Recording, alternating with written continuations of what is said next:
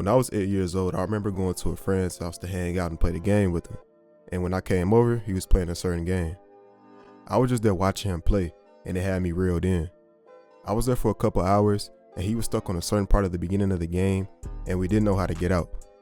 When it was time for me to go though, the game was burned in my brain, and over the next few weeks, I constantly asked my mom to buy me this game. When I got it, I was stuck on the same part, and when I finally got out, I couldn't see anything because the box TV I had bad brightness, so if it was nighttime in the game, I could see absolutely nothing, pitch black. Can you guess what the game is though? If you can't, then this is going to reveal the answer. Well, I understand. You're from that Vault 101. I ain't seen one of those jumpsuits in a long time. Name's Lucas Sims, town sheriff, and mayor too, when the need arises. Little did I know, this game would change my perspective on gaming and introduce me to open world RPGs, my favorite genre of games. And this led me to play Skyrim, New Vegas, and Fallout 4. And the company that made these games, except New Vegas, I know Obsidian made it, was Bethesda. Even though Bethesda gets a lot of hate these days, they're still one of my favorite gaming companies ever. So I decided to look into their origin and how they evolved into what they are now. Bethesda is a video game publisher established in Rockville, Maryland. It was founded by a man named Christopher Weaver in 1986, and in 1999 they became a subsidiary of ZeniMax. In the first 15 years, they were a video game publisher and self-published their own titles. And in 2001, Bethesda Game Studios was established, changing Bethesda Softworks into a publisher brand of ZeniMax. But going all the way back to when the company was first founded in 1986, I want to talk about their first game they made in that year. And the game was called Gridiron, a tactical football simulator where you would manage your team and make strategies to beat your opponent. Bethesda chose the football game to be their project due to Ed Fletcher, a lead programmer in Bethesda, having knowledge and interest in the sport. They developed the tools and physics engine from scratch, as they were trying to solve a problem of sports games at the time being very limited in their potential to simulate real life. EA entered an agreement with Bethesda to further market and distribute the game in return for developing a licensed John Madden football title. After this, the games that they made were mostly sports games like the Wayne Gretzky hockey series and NCAA basketball.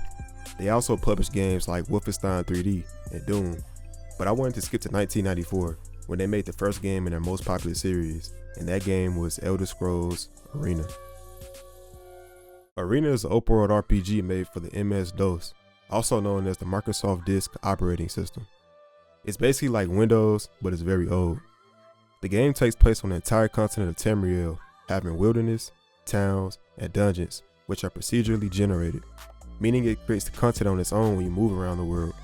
If you ever played Minecraft, which I would hope you have, then it's just like that. When starting development, it was originally planned to have the player traveling towns across Tamriel, fighting other teams until you became the grand champion. But as development progressed, side quests in the game took a more importance, and the tournament aspect of the game took a backseat. The role-playing aspect was then added to the game, and the game expanded to include towns outside the arenas and dungeons beyond the city. Since the game wasn't an arena action-based game like how they originally planned it to be, they felt the name didn't fit anymore. But as some time went on, they thought of a lore-friendly reason behind the name, and it was that the Empire of Tamriel was so ruthless that it gained the nickname of Arena. This game led on to create one of the most popular and recognizable RPG franchises ever, and it gave Bethesda their name in the gaming industry. Some years later in 2004, Bethesda acquired the rights of Fallout for $5.8 million from Interplay Entertainment, the company that made the original Fallouts. The development for Fallout 3 was then headed over to Bethesda Game Studios. The development of the game did not begin until the fourth Elder Scrolls game, Oblivion, and its related extras and plugins were completed. The game was made with the same engine as Oblivion, so this left old school Fallout fans with a bad taste in their mouth, and Fallout 3 garnered the nickname Oblivion with Guns. Now when I was younger, I really didn't know what they were talking about, but at the age I am now, and if I'm being completely honest, they're kind of right. Now I love Fallout 3, it's probably my favorite game ever, but if you played a little bit of Oblivion, like I have, then you will know what I'm talking about. Now, if you know nothing about Fallout 3, I'm going to do a quick synopsis of the game. The game is set in 2277, 200 years after a nuclear war that basically ended the world. Before it happened, a company named Vault-Tec built vaults that people could live in so they could preserve humanity. Your character grows up in one of these vaults, and years later, your dad leaves the vault and you leave as well trying to find him. Now, there's more to this, but that's just a quick way of me going through it without spoiling anything in the game and without spoiling lore, because in my personal opinion, Fallout has the most interesting lore of any series. Now back to Bethesda. After this game was released in September of 2009, Bethesda filed a lawsuit against Interplay because Interplay was developing a Fallout MMO. When Bethesda bought Fallout from Interplay, the contract stated that Interplay could use the name Fallout but couldn't use any content associated with the series. This lawsuit went on for 3 years, and the companies reached an out-of-court settlement in 2012, which resulted in the cancellation of Fallout Online. Maybe they did this because they knew they wanted to create an online Fallout game themselves in the future. This was just something I never knew about, and I just really wanted to share it. Before I get into the next game, I just want to talk a little bit about New Vegas, which was released on October 19th, 2010. Now, Fallout New Vegas wasn't developed by Bethesda. Bethesda only published it. The company that developed the game was Obsidian Entertainment. Bethesda contracted them to develop the game right after Fallout 3's release. The game is set in 2281, and your character is a courier. Now, before the game starts, you're carrying a package to New Vegas, not knowing what you have inside. Inside was something called a platinum chip, a device that would give you power over New Vegas Strip. You get ambushed and shot in the head for it. The game then starts, and you're trying to find the guy who did that to you.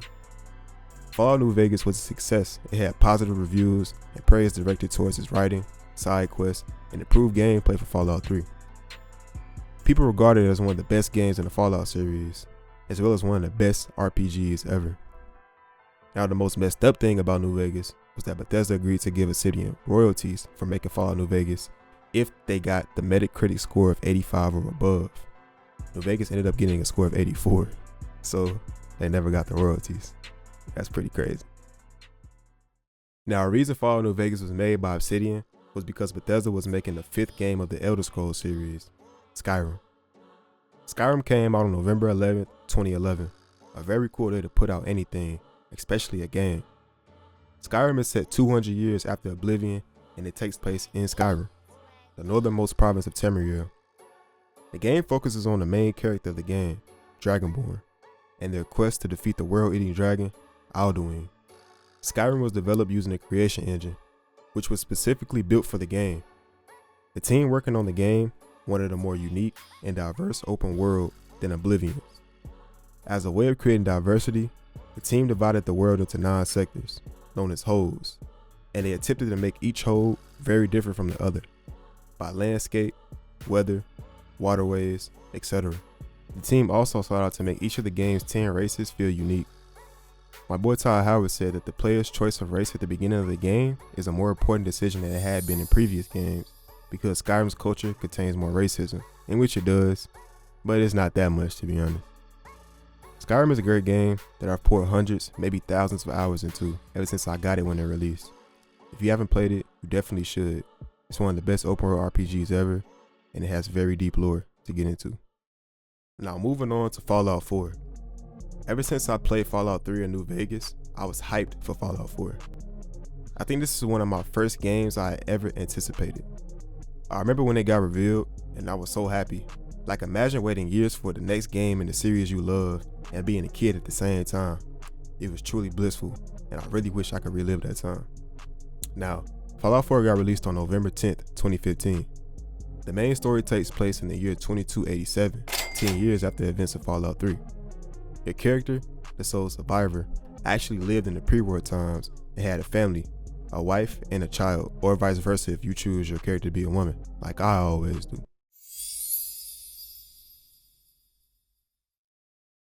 The bombs ended up dropping, and you and your family go into Vault 111, and everyone there is cryogenically frozen.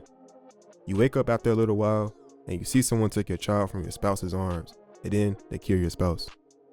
You get put back to sleep, and then you wake up trying to find your child, and your character is in for a big surprise.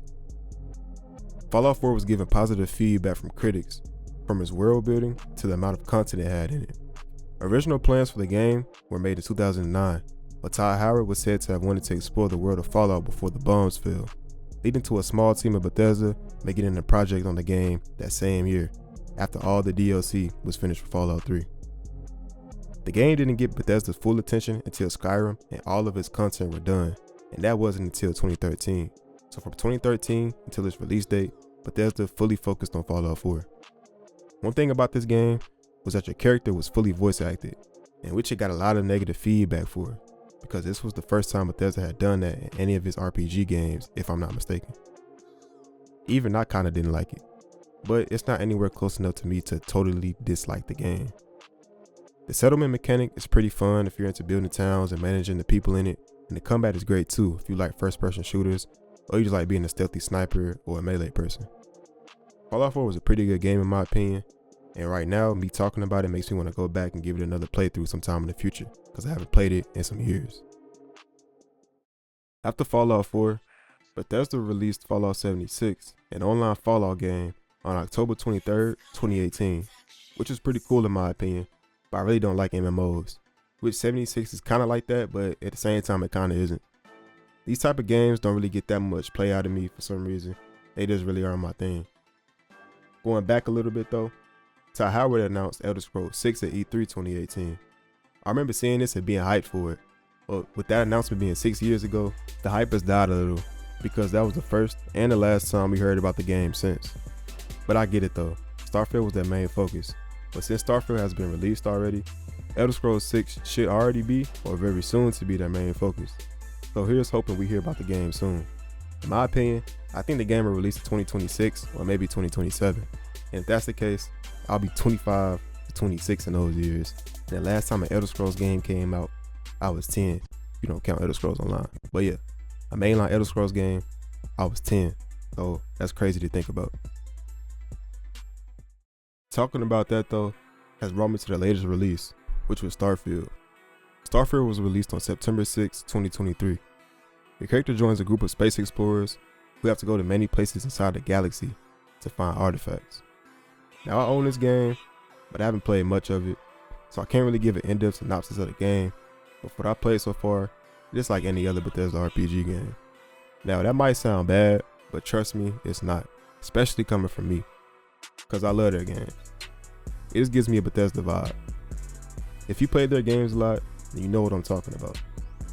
The idea of the game is pretty cool as well because I love space, so combining gaming, space, and also my favorite genre of games with one of my favorite companies, this makes a great game. Starfield is the first new IP the company has made in over 25 years. Bethesda had wanted to do a science fiction game for a while and had strong ideas for the style of its gameplay. It is said that it took a while to submit the ideas behind Starfield that would distinguish it from other science fiction games that were already released.